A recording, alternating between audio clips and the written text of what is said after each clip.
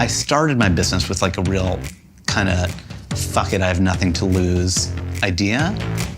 I got fired from every job I ever had. I was sleeping with everybody in the office. I found myself at 27, unemployed, unemployable, and I was like, I guess I'm gonna try to be a potter.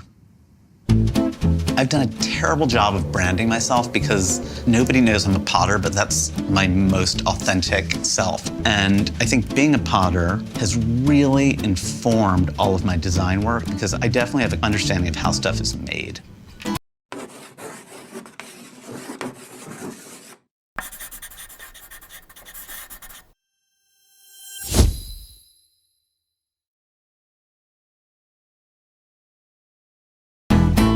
When I started, there was nothing, me and clay.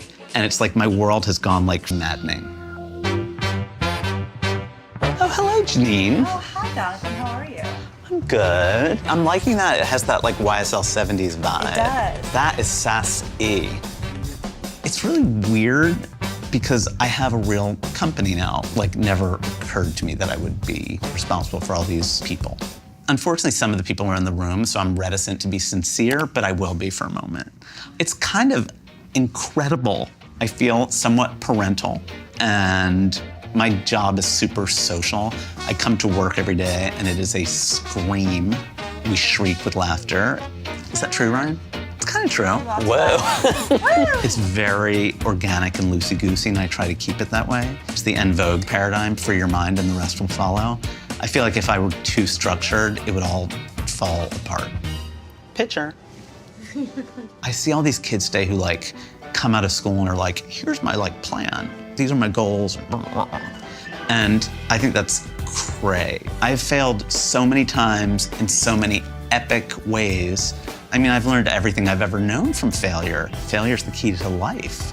My adorable husband always says that I'm sort of like Ariana Grande, like a little pop sprite who has this very positive approach to life. And then the other part of my personality is brooding and self-critical and depressive. Those are two essential parts to being a successful creative person. You gotta have both. I think like a high self-esteem is the enemy of creativity. You need to loathe yourself, be tortured with the idea of why you might be a failure and try to overcome it, like at every moment. I know that there's a point in time where you're getting other jobs and those aren't sticking, but eventually you end up finding some space at a studio. Was that in New York City? Yeah, and there was like a 5-year period after college where I tried to become a normie and get a job. And luckily I proved to be unemployable. I was fired from a string of jobs and I was failing in the real world. And I was just like, all right, unemployable, want to be a potter. I'm gonna start teaching night classes at a pottery studio in Hell's Kitchen just to like get a namaste moment. And I was 27, unemployed, unemployable, teaching pottery night classes. It wasn't looking good. Mm. But you knew that that's what you wanted to do. I knew it's what I wanted to do, but I mean, really? Like being a potter, it's not a thing. Right. You know, when it's a bad idea. There's like no dollars in pottery. So I never thought I'd be able to support myself.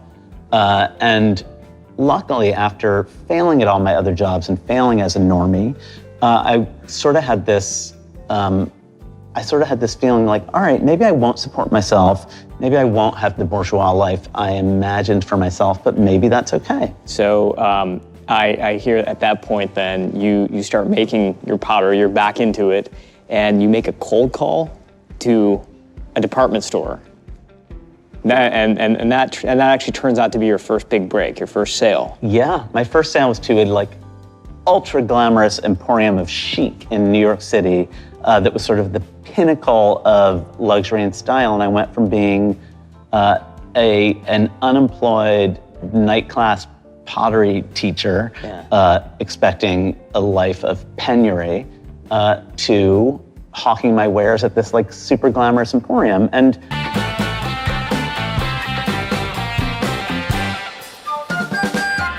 here in Echo Park because I wanted to pop in on my old friend and genius landscape designer who I always think of when I'm designing a home or making a pot, the lovely and talented Judy Camion.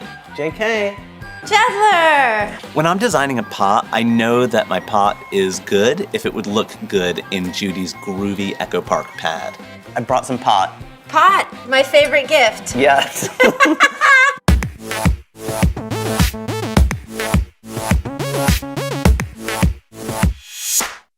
Should we put something in it? Let's do this. All right, let's go. You hungry?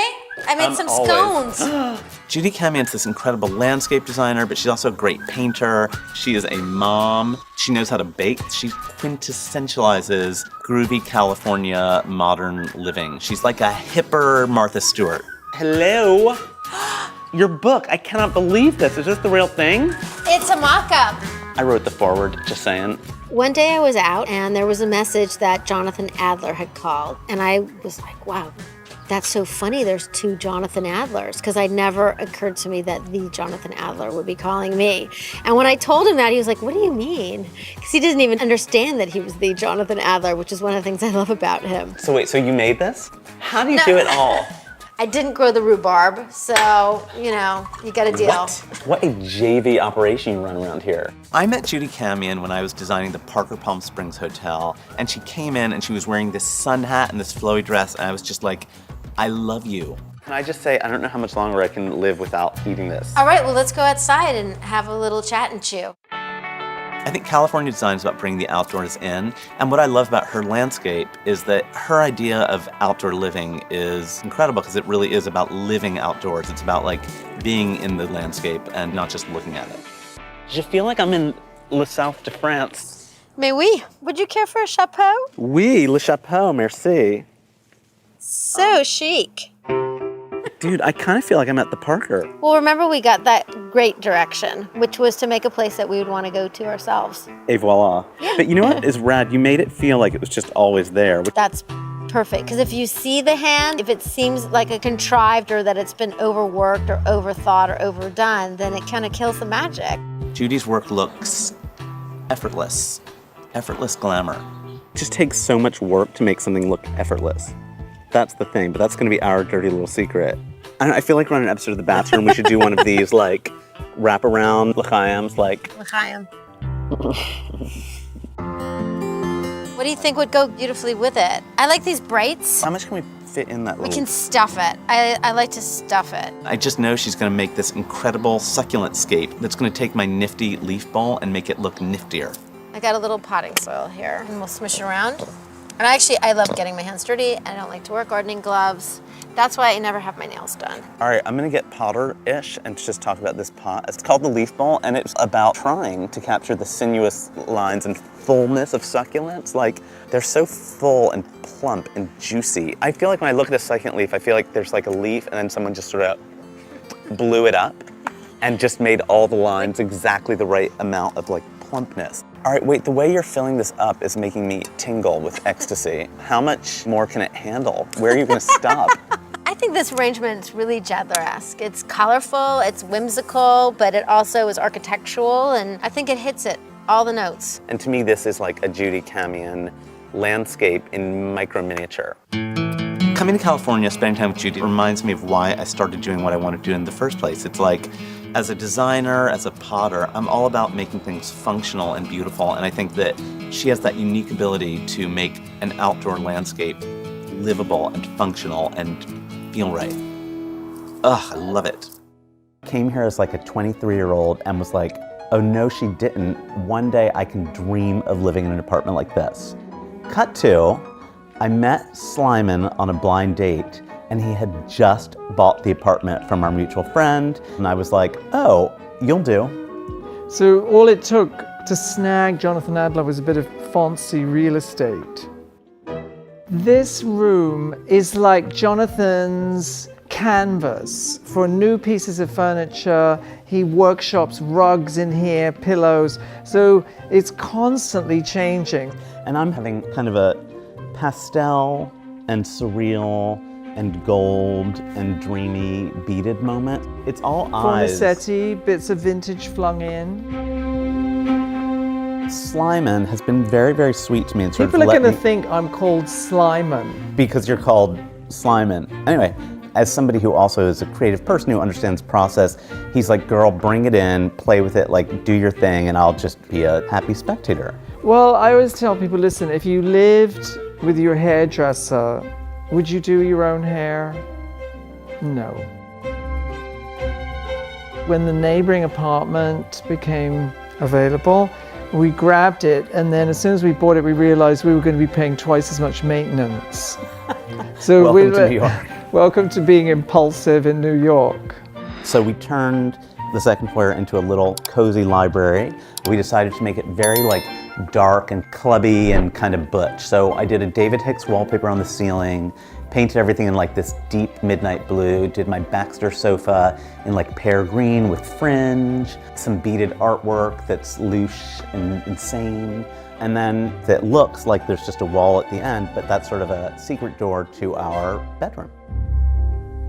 We had our brilliant artist friend, John Paul Philippe, create these two eye paintings so that when you're looking at the wall, what's actually happening is you're being looked back at by these paintings, which is genius. And they are framed by this Paul Evans bed. And then I designed and had woven this textile covering that now I manufacture and sell them. And that's kind of how most of my oeuvre begins, is like I have a need in my own life, in our own lives, and I make something and then hopefully it's good and I sell it.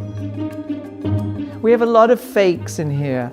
The Warhol screen was actually a prop that was painted in the display studio at Barney's for our War Holiday, a celebration of Andy Warhol in the early noughts, and now it is in our bedroom. You know, I was still living in penury, but I had like my first step into a possibility of something. So that ends up leading to you opening your first store a few years later. And that first store is in Soho, right? Yeah. And so now you're starting to make this transition from, you know, solo artist to you have employees, you have a team, you have a store, you have potentially a plan even. What was that transition like for you? First of all, I think the most important thing is that it was very slow and gradual. You know, I think in the world today, people are so used to seeing these sort of like overnight success stories. And for me, it was anything but. Like, I started out without $1. You know, it was just me and pottery, which is really just like one dude, some mud, and a wheel. Like, it doesn't get more primitive than what I was doing with my life. And, you know, I didn't have backers or investors. I didn't even know that was a thing. I just thought, all right, I gotta like make these pots. And it was just a very gradual, steady progress, sans plan, but you know, a lot of incremental success stories. And along the way, I just kind of made some decent decisions and some indecent decisions, as well as some bad decisions. Lots of indecent decisions along the way and bad decisions. Yeah, it was just a very gradual thing of sort of logical baby steps. How would you describe your leadership style? Probably a little quirky. My leadership style honestly comes from the fact that I feel that I'm with sort of a family of outsiders, and I have an extraordinarily uncorporate culture. It seems funny to even talk about it, but I think that I kind of care about my people a lot, viewing them as humans rather than employees. I'm Jonathan Adler. We are here in my Soho. Get exactly 0 clay on my pants or my shirt. So at the end of this, judge me. As in life, lubrication and moisture is everything. So it's really about making sure the pot is well lubricated. Now I'm gonna kind of start to lift it up. I try to think about what I want to make before I make it and try really hard not to let the process change my goal. Did that make any sense? I think so. The thing I've learned is, in life, nobody's keeping score. So I wear the same thing every day and nobody notices, and I just kind of look like me. every once in a while, I'm lucky enough to kind of have an idea that kind of just comes from somewhere supernatural. That sounds insane, and I'm not, but yeah. And that feeling of making something that's really, really, really good is like a high like nothing I've ever experienced, and it's kind of what keeps me coming in every day. Unfortunately, it's rare. But when it happens, the high of making something good is great. What is something that people would never know about you? Probably that I am like a diehard Philadelphia Eagles fan. Like, I bleed green. I have been in a state of pessimism and depression for my entire life until this year, boom. I've never been so happy. It's like changed the entire way I think about the world. Fly, Eagles, fly. The best part of my work week is making pods. Your amazing career by making pottery, and a lot of people maybe wouldn't have guessed this. That's where it all started. That was your first love. Yeah, pottery was my first love. I still think of myself as a potter, and I was in my 20s, and I never thought I could make a living as a potter, because who can? So I tried to have jobs like a normal human. And luckily for me, I proved to have very, very loose morals. I slept with everybody in the office. I got fired from every job I ever had, and I found myself unemployed and penniless at 27, and was like, all right, I'll be broke, but I will become a potter. And it all worked out, thank God. But how do you go? How do you go from sleeping with everyone and broke to I'm going to be a potter to all of a sudden who you are now? Like, what was the thing? What was the thing that happened that turned it around? That is a great question. There have been a lot of sort of turning points in my life, as I suppose there are in anyone's, but my big break was when I got an order from Barney's New York. And that really was a turning point, and suddenly I went from being a broke, unemployed potter with very loose morals to a potter with an order from Barney's, but my loose morals remained intact. Well, you have to hang on to some things. You got it. Yes, I needed to be moored in something. You got to hang on to some things. So I see here in my notes something about you rollerblading in at 6 a.m. to Barney's. What's that all about? Oh yeah, I used to rollerblade to my studio. It was the 90s. I got around I moved around New York on rollerblades. I love it. I think at 28 is when your brain fully develops and your sense of danger kicks in. And that's when I was like, wait, this is a bad idea. I'm not going to do that anymore. No, I'm done. One thing I absolutely love about Jonathan Adler as, you know, a brand is your belief system. And we talked a little bit about that off the top of the show, but there are little things that I think that that sort of anchors your business. One of them is we believe that your home should make you happy.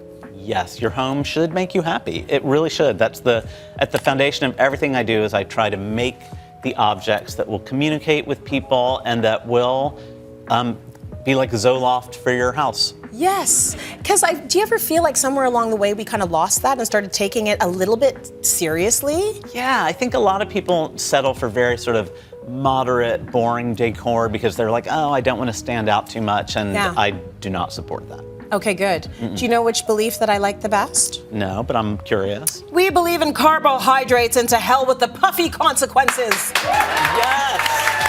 Now that is a belief I can get behind. That is a belief I can get behind, only if I'm keeping it 100, I do not believe it at all. I am like at war with carbs. I live in the gym. I don't want to get puffy. I just pretend to celebrate the carb. Well, I even like the fact that you fraud. went from I'm a fraud, yeah. I'm a fraud. But you're admitting that, which is amazing. Okay, well, I genuinely like carbs. I love carbs, but But you fight them. Yeah, you fight it. Yeah. Okay, minimalism is a bummer. This kind of goes along with what we've talked about. More is more. More is more is more is more. Is more. Is more. Are there any rules that would guide the moreness? Like anything that would hold you back? Like you wouldn't do like a whole yellow room, or like, is there anything that you're like, no, I would do that? I would do a yellow room. I would do that. The only rule is surround yourself with the stuff that you love. Make sure that just I guess it's really the Marie Kondo principle, like, does this bring me joy? And I guess in her concept, that leads to a minimal lifestyle. In my world, that leads to a maximal lifestyle because I surround myself with a lot of stuff that brings me joy. Good, as long as it's making you happy. Yeah. I feel like we should see a glimpse of your life. Lots of funk icons, from a Michael Jackson sculpture we bought at the flea market to this incredible Ed Paschke painting of sly stone that used to hang in the Playboy Mansion. The bedroom has this wacky little Juliet balcony which goes to the upstairs floor, which was our bedroom, and then we sort of relocated down here. So we have a Bustamante giraffe that's like life-size and radical in copper. I like my taxidermy to be not real. The playful elements of this room are obviously the giraffe and these 70s cloud things. Those cloud lights are one of my favorite things. They're by this artist called Remo Saraceni, and they're perfect.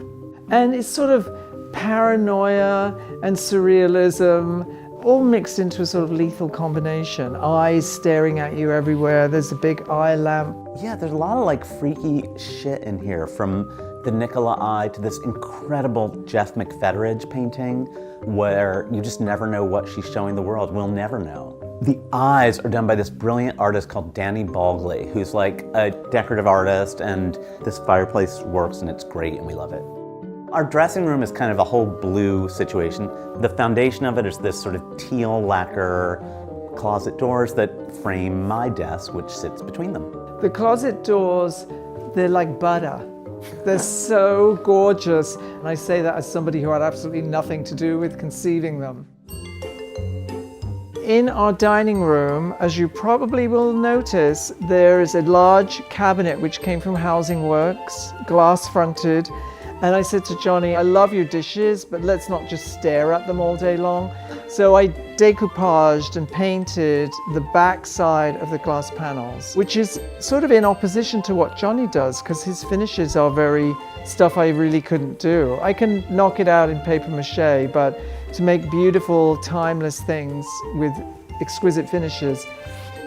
So when Simon decoupaged that break front, it again destroyed my longtime smear campaign, because everything that balls.